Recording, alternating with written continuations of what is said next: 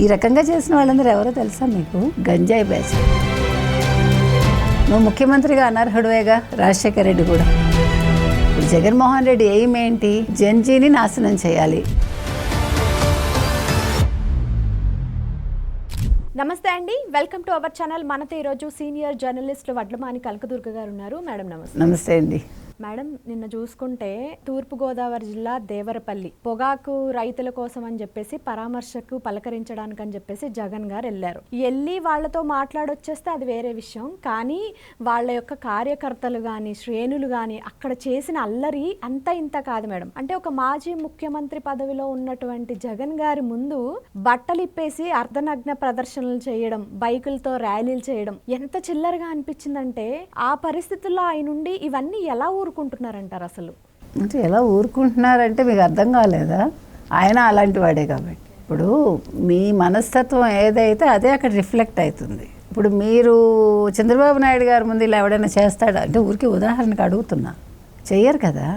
అంటే మనని బట్టి మనతో ఉండేవాళ్ళు ఉంటారు. అందుకే అంటారు కదా, నీ స్నేహితుడు ఎవరో చెప్పు, నీ గురించి చెప్తానంటారు. అవునా?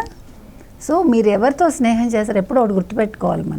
మనకంటే తక్కువ వాళ్ళతో ఆర్థికంగానే మాట్లాడాల, మనస్తత్వంలో మనకంటే తక్కువ వాళ్ళతోటి, చిల్లర వాళ్ళతోటి మనం చేయకూడదు సావాసం. చేస్తే వాళ్ళు మనలా అవ్వరు, మనం వాళ్ళలా అయిపోతాం.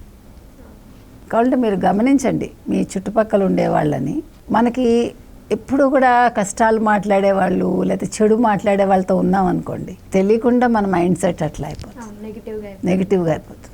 అందుకని మనం ఎప్పుడూ కూడా పాజిటివ్ వైబ్ ఉండే వాళ్ళతో ఉండాలి. లేదు గమ్మని మన వాటికి మనం ఉండాలి. రెండే విషయం. అదేవిధంగా జగన్మోహన్ రెడ్డి లైఫ్లో అతను ఏ మంచి పని చేశాడు ఇంతవరకు ఒక్కటి చెప్పండి నాకు. అసలు మొత్తం అతని కెరీర్ తీసుకుంటే అతనికి పేరు వచ్చే నాటికి అతను ఏ రకంగా పేరు తెచ్చుకున్నాడు? క్విడ్ ప్రోకో అనే ఒక పేరు తెచ్చుకున్నాడు. ఒక విజయసాయి రెడ్డి లాంటి వ్యక్తి ఒక డొల్ల కంపెనీలు పెట్టి డబ్బులు ఎలా రప్పించాలి, దానికి తండ్రి ముఖ్యమంత్రి పొజిషన్ అనేది చాలా బాగా పనిచేసింది. అంటే రాజశేఖర రెడ్డి చేసిన తప్పిదం ఇదంతా. మనం తండ్రిగా, నువ్వు ఒక తండ్రి స్థానంలో ఉండి, కానీ నువ్వు తండ్రి కాదు, ముఖ్యమంత్రి సీట్లో కూర్చున్నప్పుడు నువ్వు నథింగ్, నువ్వు ఒక ముఖ్యమంత్రి అంతే. కానీ నువ్వేం చేసావు? ఒక సాక్షి పేపరు, ఒక ఇవన్నీ పెట్టించి వాటికి బెనిఫిట్ చేసావంటే నువ్వు ముఖ్యమంత్రిగా అనర్హుడువేగా, రాజశేఖర రెడ్డి కూడా. నేను అంటున్నది అది. మనకి పొజిషన్ అనేది ఎప్పుడూ కూడా బంధుత్వాన్ని పక్కన పెట్టించాలి, బంధుత్వం ఎప్పుడూ ఉండకూడదు. సరే బంధుత్వం ఉంది, పోనీ నువ్వు జగన్మోహన్ రెడ్డిని ఒక మంచి మార్గంలో పెట్టావా? ఒక ఎంపీగానో ఏదో చేసి మంచి రాజకీయాలు వంట పట్టించేలా చేసావా? మీకంటే మీరు ఇంకా చిన్నవాళ్ళు కాబట్టి మీకు తెలీదు. రాజశేఖర రెడ్డి 60 ఏళ్లకు ముందు, అంటే పాదయాత్రకు ముందు, పాదయాత్ర తర్వాత అనే తీసుకోవాలి మీరు. పాదయాత్రకు ముందు రాజశేఖర రెడ్డి వేరు. సో అక్కడ తండ్రి లక్షణాలు వచ్చి ఉండొచ్చు జగన్మోహన్ రెడ్డి. రెండోది, నిన్నను దేవరపల్లిలో, కొయ్యలగూడెం దగ్గర దేవరపల్లిలో ఆయన పొగాకు రైతులకు గిట్టుబాటు ధరల మీద ధర్నా చేయడానికి వెళ్ళాడు. అదే ఒక పెద్ద మనిషి అనుకుందాం. పెద్ద మనిషి అయితే ఏం చేసి ఉండేవాడు? కామ్గా వెళ్తాడు, ఓ 10 మందితోటి వాళ్ళతో మాట్లాడతాడు, దాన్ని మళ్ళా ప్రభుత్వానికి ఒక నివేదికనిస్తాడు. అంటే నువ్వు ఒక ప్రతిపక్ష నాయకుడు కాదు అయినా కూడా ఓకే, నేను ఒక ప్రతిపక్ష నాయకుడిని అనుకుంటే అక్కడికి వెళ్ళి ఏం చేయాలి? వాళ్ళందరితో మాట్లాడి ముందుగా అధికారులతో మాట్లాడాలి. అధికారులు కూడా వద్దు, పోనీ నువ్వు డైరెక్ట్ రైతుల దగ్గరికే వెళ్ళి ఫస్ట్ రైతుల దగ్గర వాళ్ళ సమస్య తెలుసుకుని, మీకు ఎంత గిట్టుబాటు ధర వస్తుంది, హౌ మచ్ యువర్ ఎక్స్పెక్టింగ్, ఏం జరుగుతోంది మొత్తం గ్రౌండ్ లెవెల్లో తెలుసుకుని అధికారుల దగ్గరికి వచ్చి, ఇగో ఇదిటండి మేము విన్నవిస్తున్నాము, నేను ముఖ్యమంత్రి గారికి కూడా ఒక లేఖ పంపుతున్నాను అంటే అదొక పద్ధతి.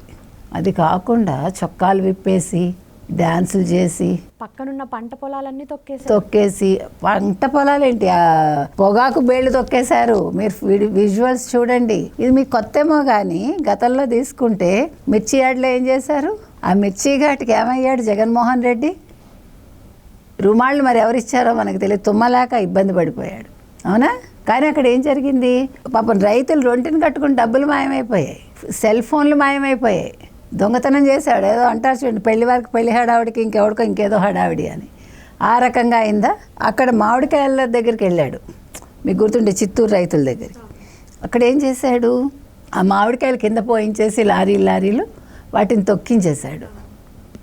అంటే జగన్మోహన్ రెడ్డి అనే వ్యక్తి వచ్చాడంటే ఏం జరుగుతుంది? విధ్వంసం జరుగుతుంది. జగన్మోహన్ రెడ్డి వస్తే ఏం జరుగుతుంది?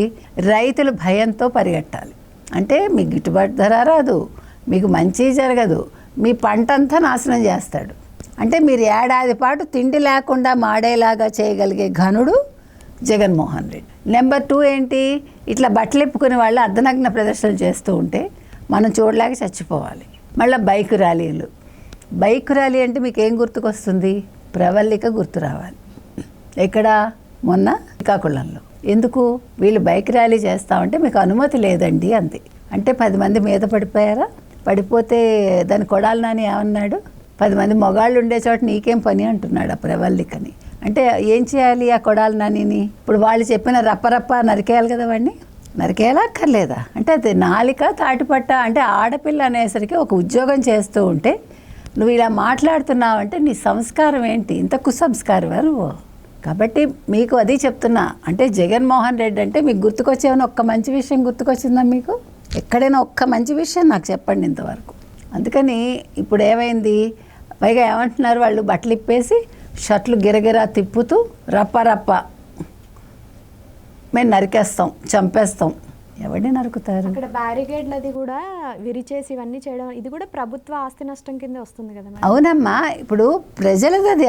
ఇప్పుడు మనం అనుకుంటున్నా బ్యారికేడ్లు నాశనం చేస్తే ఏదో చంద్రబాబు నాయుడికి నేను చెడు చేస్తున్నాను అనుకుంటున్నావు. కానీ మీకు అర్థం కాని విషయం ఏంటంటే అది మనందరి డబ్బులు.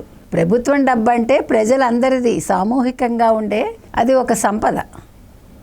ఆ మాత్రం కనీస జ్ఞానం లేకుండా ఈ రకంగా చేసిన వాళ్ళందరూ ఎవరో తెలుసా మీకు? గంజాయి బ్యాచ్ అదంతా. ఒళ్ళు తెలియకుండా మత్తు, అంటే మద్యం తాగితే ఒక రకమైన మత్తు, కానీ గంజాయి తాగితే వాళ్ళకి ఒళ్ళుపై తెలియదు, వెరితనం వచ్చేస్తుంది. మీకు అర్థమైంది కదా? సో ఆ రకంగా అంటే వీళ్ళని ఎవరిని తీసుకొస్తున్నాడు? ఇప్పుడు వచ్చిన వాళ్ళందరిలో సగం మంది డబ్బులు ఇచ్చి వచ్చేవాళ్ళు, కొంతమంది గంజాయి బ్యాచ్, ఇట్లా రకరకాల వాళ్ళని తీసుకొచ్చి భయభ్రాంతులకు గురి చేస్తున్నాడు. ఇప్పుడు జగన్మోహన్ రెడ్డి ఎయిమ్ ఏంటి? జెన్జీని నాశనం చేయాలి. నేను బొద్దింక అన్నాడు కదా. సో బొద్దింక ఏం చేస్తోంది? బొద్దింక మన ఇంట్లో కూడా అంత నాశనం చేస్తుంది కదా వస్తువులన్నీ. అట్లా ఈయన రాష్ట్రాన్ని నాశనం చేస్తున్నాడు, యువతని నిర్వీర్యం చేస్తున్నాడు. ఇప్పుడు డిఎస్సి వేశారు. డిఎస్సి ఎందుకు వేశారు అంటాడు, కోర్టుకు వెళ్ళాడు. కోర్టు మొట్టికాయలు వేసిందా?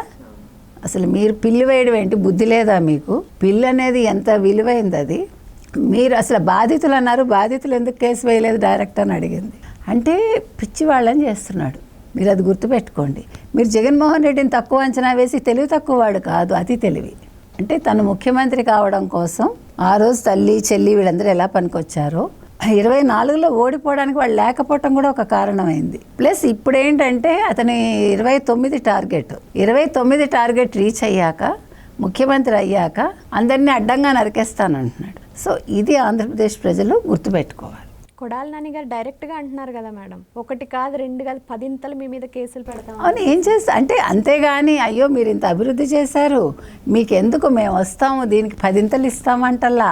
ఈ ఉన్నదాన్ని నాశనం చేస్తాం. మీరు పరిశ్రమలు తీసుకొచ్చారా, పరిశ్రమలు మేము పరిగెట్టిస్తాం వెనక్కి. అదే కదా వాళ్ళు చెప్తూ ఉన్నది.